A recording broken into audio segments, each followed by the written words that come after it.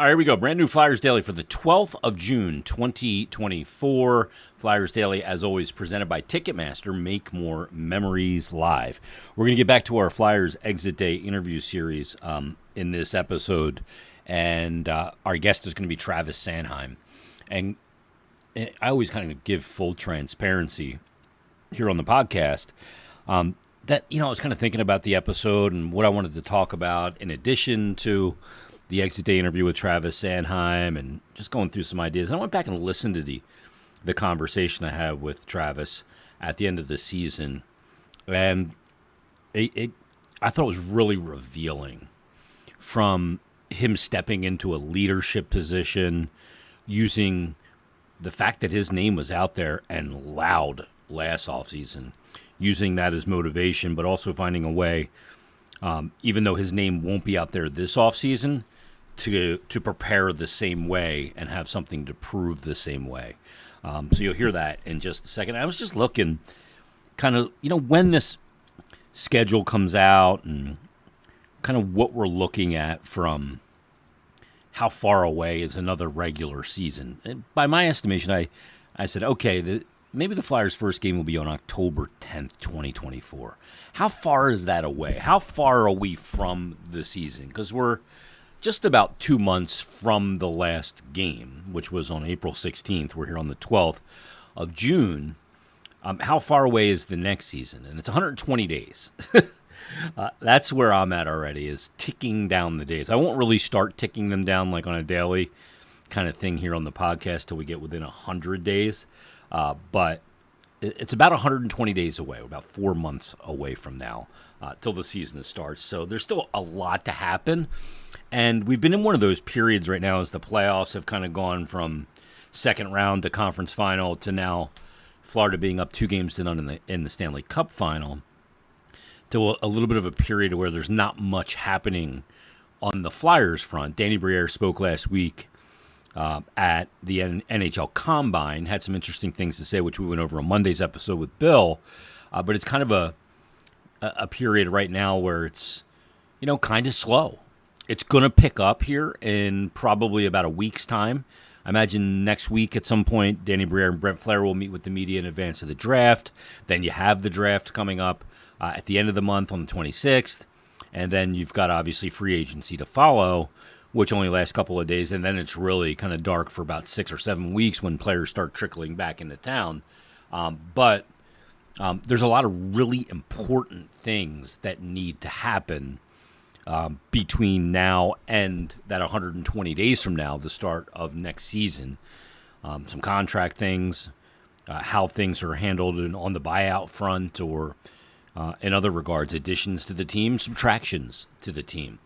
How are those things going to play out? Really important decisions. And also, we're going to get to an email about contracts coming up in a moment as well. But let's get back to our Flyers Exit Day interview series. We had bumped Nick Seeler from Friday. We're going to move Nick Seeler to a couple weeks from now. We're going to keep schedule with Travis Sanheim today, who very early this coming season will play his 500th game already. He's played 497 NHL games. He played 81 of 82 last year. He had 10 goals, 34 assists, and a career-high 44 points. He also led the team in ice time at 23:48. And there was about 30% through the season, not quite at the halfway mark, a little past the quarter pole. He was leading the NHL in average time on ice. He was playing a ton. He got off to a terrific start to the year. Hit a little bit of a wall. I think his usage was a little too much, which is why they pulled him off the power play. Got him off penalty kill at times when they could. But was playing more hockey, and his best hockey of his career. And he really answered when it came to, new contract, his name being out there. He's under that new deal, an 8-year contract extension with an average annual value of $6.25 million. It's an 8-year deal worth $50 million. There's no trade clause got both next year and the next 2 after that. Those are the first half of the contract, then a modified no trade clause for the final 4 years of the deal. And he's one of those contracts that you look at and you go, he could be one of those guys as this contract ages year over year and the cap goes up, it could be an absolute bargain. I mean, right now, it's at 7.58% of the cap. In about 3-4 years, that number could be below 5. So it could be a contract that you're really glad you signed a guy to with genuine term. He's got a lot of term left, 7 years left on the deal. He's 28 years of age, and he's right in the prime of his career. And I think an important element was the amount of leadership that he took on amidst his name being out there and the way he carried himself this year. I remember when Travis came in one time when he was still playing junior, and I interviewed him at the intermission of a game that he was just there watching. And he was so young and so nervous to be interviewed. And I see him all these years later. It's almost 10 years ago. It's one of the really neat things about having done the job that I do for the team on the radio side for so long. I've seen so many guys come in as kids, and I see them, the development of them turning into a grown-up, a man, a leader, and all of those things. It's really fascinating to see that arc. Like, I was here for the entirety of Claude Giroux's career, to see him come in as a kind of whippersnapper kid with a lot to prove to the player that he was, and seen that with Konechny over the years and many other players, and seeing that with Travis Sanheim. He's a very subtle guy, but you could tell by the things he was saying this year. Didn't have to go crazy and scream and yell, but the way he said the things he said, that he was a leader. And that's a good thing for a guy that's tied up for a long period of time under what will be a contract that to me gets more and more team-friendly over its term than any other. So let's get to my conversation with Travis Sanheim just after the season. Flyers exit day interview with the Flyers defenseman Travis Sanheim. These Flyers Daily and Flyers Exit Day interviews were with Flyers defenseman Travis Sanheim. Congratulations on the Barry Ashby Award, first of all. Thank you. It was good to get that. Yes, yeah. Obviously, credit to the season that I had. I think I took a pretty big step coming into the season with how I came in, and that first quarter of the season, I think, was probably the best hockey that I've played throughout my career, and it was just credit to how my mindset was coming in, and so obviously a good season. I think as a decor, you could look at a lot of guys that took steps, a lot of guys that came in ready to go, and that's why we had the success that we did. I think our decor was kind of a question mark coming in, and I think we answered most of those questions. Sandy, it was the biggest question mark I had coming into the year, and it was the most resoundingly answered question mark, I think, this season as well. Your chemistry with your partner, Cam York, I said from an individual player perspective, I don't think there's a bigger story than the development of Cam York. And your partner, I think it's a huge part of the equation. Why did it work? Yeah, well, obviously I had to flip to the right side, so that was a challenge in itself. But I think just the steps that Yorkie took, there's a reason why he won the Pelle Lindbergh Award. I think for me personally, it was, wasn't the skill. I think he had the skill all along. He's had that throughout his whole career. I think it was the maturity of his game that took huge steps. His play away from the puck, the way he defended, how hard he was to play against, being able to make plays under pressure, being able to make plays when the game's on the line.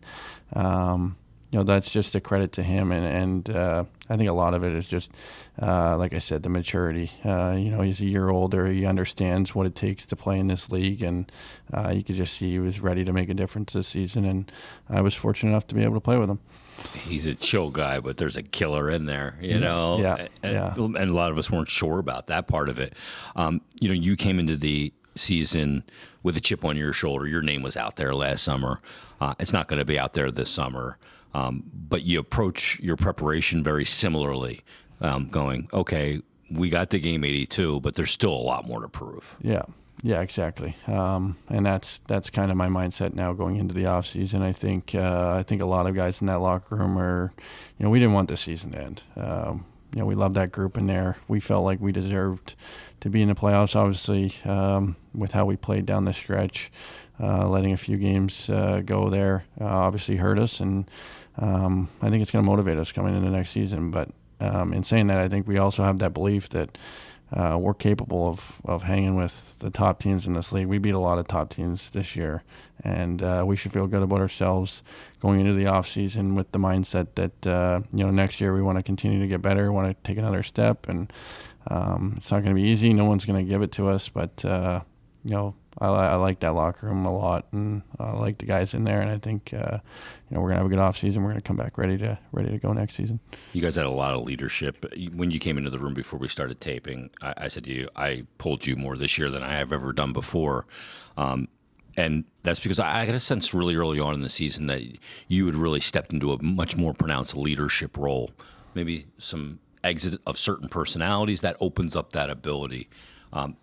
Was that a conscious effort by you, and is something that you embraced? Because I think it's important to have a guy at where you are in your career to step into that, and your stature on the team. For sure, I think part of that, obviously, like you mentioned, some guys left in the off season, opened up some more leadership roles, and but in saying that, I think a lot of it has to do with how you play and how you carry yourself, and so. With that mindset of my off season and how I wanted to come in, that just leadership just comes with that.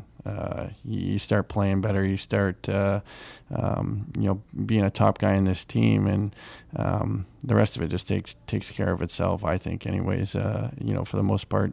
When you're playing good hockey, it's pretty easy to be that leader, and it's a role that I want to continue to grow. I think it's something that's obviously a work in progress. It's something new to me, but obviously we got a young decor, so I want to be that guy that they can lean on and have a lot of questions for, answers to. I'm learning from these guys just as much as they are from me, and that's kind of what I tell these guys. I'm asking them questions too, and I want to have that kind of open floor and open conversation that they can come to me with anything, and I feel like it's been pretty easy to have that. One thing that's not new to you is getting on the farm. Is that a great place for you to decompress in the year? Yeah, the farm never disappoints. Yeah, does it? Exactly. That's kind of what I did last year, especially with the noise that came with it, and a lot of time there, a lot of quiet time on the farm. You even get a cell phone signal on the farm? No, not much of one. So you're listening to the AM radio and or your thoughts, and a lot of 1978 lot over of there, right? A lot of things are going through your head, but you know what? It's good. It allows you to really think about where you're at, whether it's life or hockey, and I love it. There's a reason why I go back every year. Travis, great season. Thanks for doing this. Appreciate it. Enjoy the offseason. Yeah, thank you. Appreciate it. Great to talk to Travis Sanheim, and appreciate him taking the time. And again, very subtle, kind of chill guy. Hangs out on the farm. But a guy that you can see by the way he carries himself and the things that he says that he's a leader. He had some stuff to say after the Flyers made the trade to acquire Jamie Drysdale and trade Cutter Gauthier. Didn't want to be here. He had some things to say. He had some things to say about some of the subtractions from the year prior's roster. And I think that's important to have one of those guys there on your back end in Travis Sanheim. Ultimately, I think moving him back to the left side will be the move. Played the right side this year. It was astounding he had the year that he had from a statistical standpoint when you consider that they moved him to his right side. So that's pretty interesting that he was able to accomplish that. But ultimately, I think he will be a guy that moves back to the left side, to his natural side, and a guy that I think would fit beautifully with Jamie Drysdale. Now the problem is then who do you play with Cam York?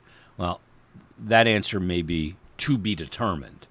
But I think that pairing of Sanheim with that long length, some size, even though he doesn't play a big physical game, would fit very good with a player like Jamie Drysdale long term. We'll see if we get to see that this season, or if he's back playing with Cam York. Some of that will depend on what happens this offseason. So thanks to Travis Sanheim. Enjoy the farm. I'd love to go out to the farm. I'd love to go out to where there's no cell phone signal and you got to listen to AM radio. I'd love to go back to 1978. But Travis can get back at the farm and kind of go back to where it's very simple, and sometimes simple is very good. I want to get to this email. This comes from Christine. She says, "Hey, Jason, I really enjoy Flyers Daily. It's become my go-to driving companion as I drive around the DMV, the DC metro region on my way to work. Your podcast keeps those Flyers fans outside Philly connected to the team." First of all, Christine, thank you very much. I appreciate the note.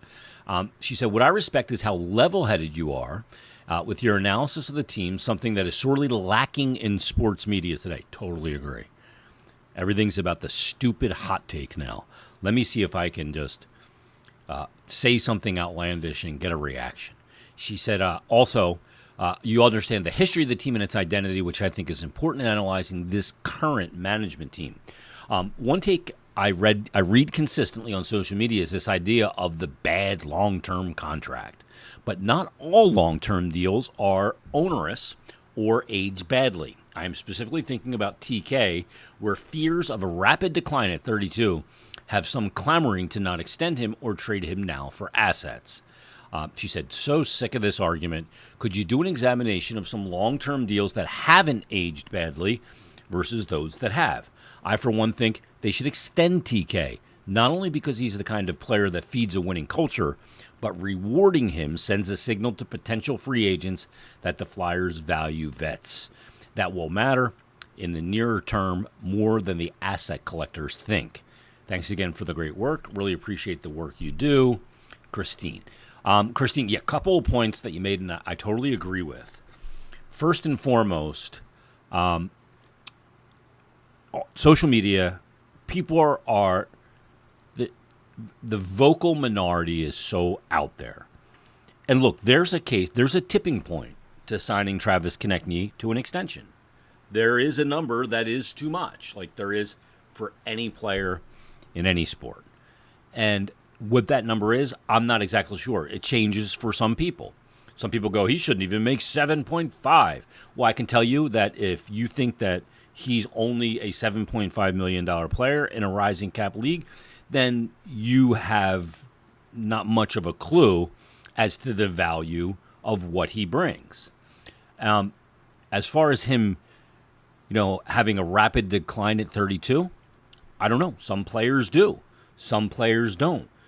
Usually those are players that can't afford to lose a half a step.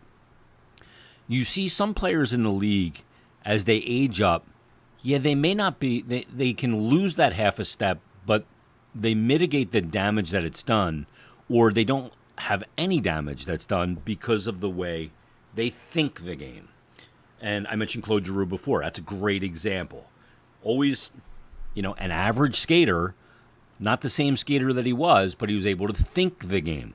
It's why I think that Sean Couturier, now this season's really big for Sean Couturier, even though he's never been fast, and he's not as fast as he was. But he can mitigate the lack of speed by the way he thinks the game. That'll be a big part and a big question going into this season. He's one of those contracts that we'll look at and go, well, when he was signed to the contract, he was a player that was always healthy. And then all of a sudden, obviously, he misses 21 months. And you look at that contract and you go, oh, that's going to be one of those ones that's going to be difficult if he can't get back to the level that he was. He's now 31 years of age, and the contract is for many more years at $7.75 million. Now, you can't predict injury, but you can also say, well, I can't bury my head in the sand and think that players that are older get injured less. True. But Konecny, we'll see what that tipping point is and if they get there. As far as some deals that haven't aged badly versus those that have, I mean, you can look through the years and see deals, and I think Travis Sanheim's going to be one of those deals where you see a player signed to a contract and you go, wow, he has really outperformed that contract. You see it on every team. So I'm not going to really go through and, look at those contracts. And there's always ones, where I remember when you go back and look at, who was it, James Neal and Milan Lucic. I think both signed 7x7 deals, $49 million back 1 year. And both players, it was like, that's too much money. They were getting paid on past performance, and they weren't going to be able to live up to it. Neither did. That's when those were ones that I look back on. But sometimes, you look at a deal like when Sergei Bobrovsky signed the $70 million deal, at $10 million per for 7 years in Florida. I thought that was a horrible deal, especially when they went out and drafted Spencer Knight in the first round of that same draft. I didn't think that was money well spent. Look at it now. And maybe on the very back end of that, it won't be, but right now it's paying dividends. So sometimes you do have to take a little bit of pain for the reward. As far as rewarding TK, because it sends a signal to potential free agents that the Flyers value vets. I don't even think it's just that they value vets. I think it's that they value guys that are part of the solution, and that if you come here, you do the right things, you carry yourself the right way with professionalism and the way you work on the ice and the success you have, we're not going to cast you aside. You will be taken care of. That's how an organization is perceived by players. And to your point, Christine, totally agree. That matters. All right, let's put a wrap on this episode. Coming up on Friday, we will continue on the Blue Line with another Flyers Exit Day interview with Jamie Drysdale, who recently had I believe you call it a lower core surgery. I believe he's 100%, which is good. And we'll talk about Jamie's future as a Flyer, what the one ability is that he needs to prove this season that he can do better than any other of his abilities, and that would be availability. So stay tuned for that. That's coming up on Friday's edition of Flyers Daily as we continue our interview series. Everybody have a great couple of days. We'll talk to you Friday on a brand new Flyers Daily.